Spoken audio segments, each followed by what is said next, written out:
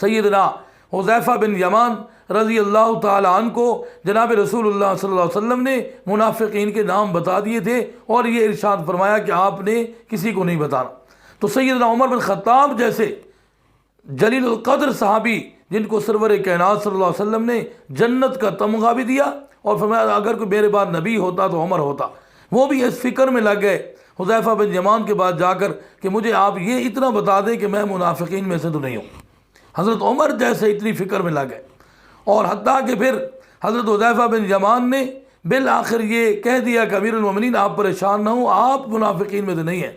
پھر بھی اسی فکر میں سیدنا عمر بن خطاب رضی اللہ تعالیٰ نے اپنے بیٹے سیدنا عبداللہ ابن عمر رضی اللہ تعالیٰ کو فرمایا کہ عبداللہ جب میں دنیا سے رخصت ہو جاؤں تو دیکھنا منافقین کے جنازوں کے اندر حذیفہ بن یمان نہیں آتے، تو میرے جنازے میں اگر وہ نہ آئے تو یہ سمجھ لینا کہ میں بھی منافقین میں سے۔ اور حضرت عبداللہ بن عمر رضی اللہ عنہ فرماتے ہیں میں نے دیکھا کہ میرے والد محترم کے جنازے میں وہ آگے آگے تھے، تو میرے والد محترم اس فکر میں لگ گئے تھے کہ میرا نام منافقین کے اندر نہ آئے۔